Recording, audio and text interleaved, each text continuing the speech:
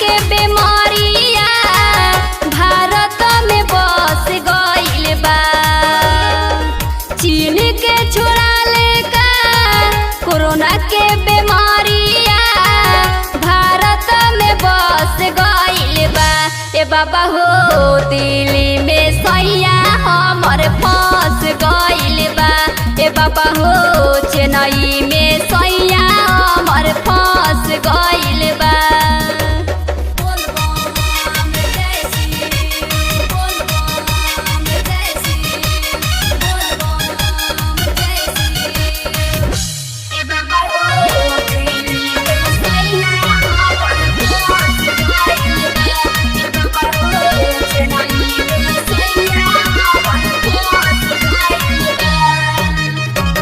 बंद भइल कंपनी, बंद भइल रोजगार हो।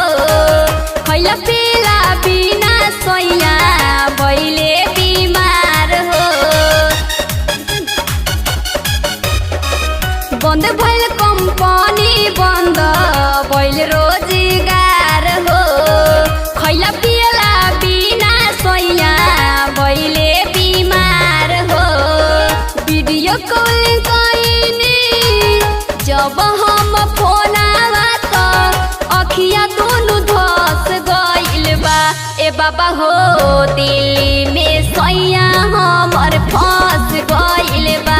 ए बाबा हो चेन्नई में सैया हमर फंस गइल बा।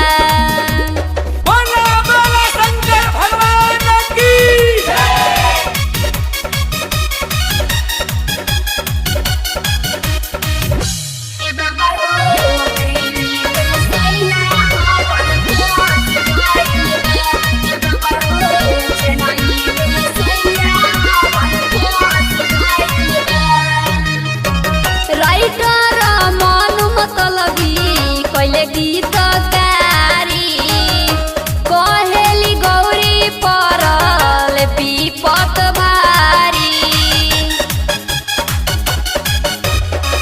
राइटर मनु मतलबी कैले गीतकारी कहेली गौरी परल विपत भारी।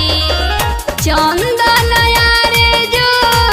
राकेश कुशवाहा सऊदी में अड़स गइल बा।